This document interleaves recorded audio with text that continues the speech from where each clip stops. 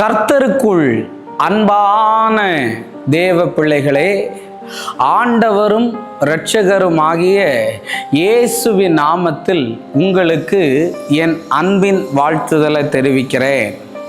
நான் இன்னைக்கு பேசுகிற மெசேஜ் எத்தனை பேருக்கு பிடிக்கும்னு எனக்கு தெரியலை.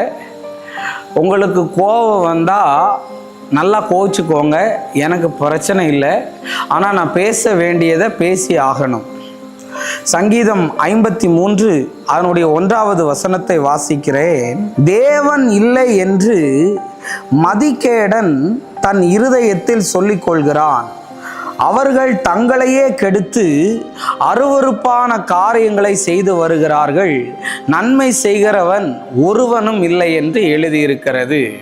இன்னைக்கு என் மெசேஜ் என்ன தெரியுமா? உங்களுடைய மூட நம்பிக்கைக்கு ஒரு முற்றுப்புள்ளியை வைக்க நான் ஆசைப்படுகிறேன். இன்னைக்கு தேவன் இருக்கிறாரா? தேவன் ஒருத்தர் இல்லவே இல்லைன்னு யாரு சொல்லுவானா? அறிவு கட்டவன் தான், மதிகேடன் தான் சொல்லுவான்னு பைபிள்ல இருக்கு. அறிவுல கண்டுபிடிக்கப்பட்டாச்சு கர்த்தர்னு ஒருத்தர் இருக்கிறார்னும் தேவன் ஒருத்தர் இருக்கிறார்னும்.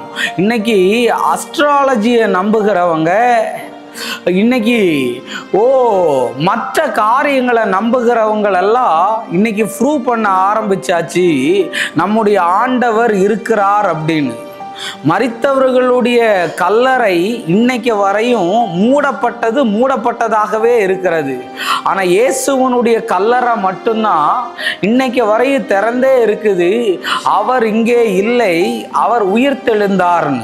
அப்போ ஆண்டவர்னு ஒருத்தர் இருக்கிறார், அவர் இல்லைன்னு சொல்றவன் முட்டாள்னு வேதம் சொல்லுகிறது. அதே மாதிரிக்குள்ள நிறைய பேர் கிறிஸ்துவங்களா இருந்துட்டு என்னத்தை பார்க்கறது தெரியுமா? போய் ஜாதகம் பார்க்கறது, ஜோசியம் பார்க்கறது, பூனை குறுக்க போனா அபசகுணம்னு சொல்றது. இன்னைக்கு உன் முகத்திலையா முழிச்சேன் காயமா படுதுன்னு நீ கத்திய வச்சு உன் கண்ணுல ஓட்ட, அவ முகத்துல அவ மூஞ்சி நல்ல மூஞ்சிதான், உன் மூஞ்சிலையா முழிச்சேன்னு கேட்கறது மூட நம்பிக்கை. ஜாதகம் பார்க்கறவங்க, ஜாதி பார்க்கறவங்க, இப்படி உள்ளவங்க எல்லாம் பரலோகம் போவாங்களான்னு எனக்கு தெரியாதுங்க. நான் இன்னைக்கு உங்களை பார்த்து சொல்ல வரேன், உன் மூட நம்பிக்கையிலிருந்து வெளியே வா. ஒரு கிளிய நம்புற நீ கிளிய படைச்ச ஆண்டவரை நம்ப மாட்டுக்க. சூரியனை நம்புகிற நீ சூரியனை படைச்ச ஆண்டவரை நம்ப மாட்டுக்க. அவங்க கைரேகை அன்னைக்கு நான் அடிக்கடி சொல்லுவேன், திருவான்மியூர் சிக்னல்ல போய் நான் நின்றுக்கிட்டு இருக்கும்போது ஒருத்தன் என்னை பார்த்து சொல்றான், உனக்கு நல்ல காலம் பிறக்குது, உன் மூஞ்சில ராஜ யோகம் இருக்குன்னு. அவன் சொல்லிதான் நமக்கு ராஜயோகம் இருக்குன்னு தெரியுமா? கையை காட்டு சொல்றேன்னு. அப்போ அந்த வழியா ஒரு அண்ணன் நடந்து போனாரு, அவருக்கு கையே இல்லை. அப்போ நீ கையை பார்த்து ஏன் எதிர்காலத்தை குறிக்கிற? கையே இல்லாதவனுக்கு கூட கர்த்தர் எதிர்காலத்தை வச்சிருக்கிறார். கரெக்டா நான் சொல்றது? அதனால ராவு காலம், யமகண்டம், நல்ல நேரம் போயிருச்சு, செவ்வாய்க்கிழமை சாப்பிட மாட்டேன், வெள்ளிக்கிழமை சாப்பிட மாட்டேன், இப்படி அப்படி அப்படின்னு நாட்களை விசேஷிக்கிறவன் கர்த்தருக்கென்று விசேஷிக்கணும்னு. அதை விட்டுட்டு மூட நம்பிக்கையில் பூனை குறுக்க போனா, நாய் குறுக்க போனா, மனுஷன் முருகண்டா, ஒரு விதவை பெண்ணு வந்தானா, ஐயோ இன்னைக்கு இவ முகத்திலையா நான் முழிச்சேன், இல்லாட்டி மட்டும் உனக்கு எல்லாம் நல்லதா நடந்துரும். இன்னைக்கு இந்த மாதிரி மூடன் ஜாதகத்தை பார்க்கறது, இந்த கிறிஸ்துவனா இருந்துட்டு போய் ஜோசியம் பார்க்கறது, அங்க ஒருத்திக்கிட்ட கூட்டிட்டு போய் கைவசம் இருக்குது வா மருந்து எடுக்கிறேன்னு சொல்றது, போய் அவங்க கிட்ட போய் அப்படி கேட்கறது. மூட நம்பிக்கையில இருக்காத இயேசுவ விசுவாசி, ஒரு கேடு உனக்கு வராது, நீதிமானுக்கு ஒரு கேடு வராதுன்னு பைபிள்ல இருக்கு. ஸோ அதனால தேவ பிள்ளைகளே, தயவு செஞ்சு உணர்வடைங்க, தெளிஞ்சிருங்க.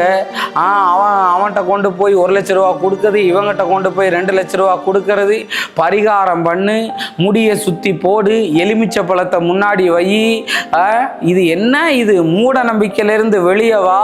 இவைகளுக்கெல்லாம் அப்பாற்பட்டு கிரியை செய்கிறது தான் இயேசுவனுடைய வல்லமை. அதனால கர்த்தர் பெரிய காரியத்தை செய்வாரு. நம்ம ஜெபிப்போம். அன்பான ஆண்டவரே, இந்த நேரத்துக்காக நன்றி சொல்றேன். ஆண்டவரே, இந்த நேரத்தில் ஆண்டவரே எல்லா விதமான ஆண்டவரே உம்மை நம்பாதபடி இருக்கிற அத்தனை நம்பிக்கைகளும் குலைந்து போவதாக இயேசுவின் நாமத்தினால.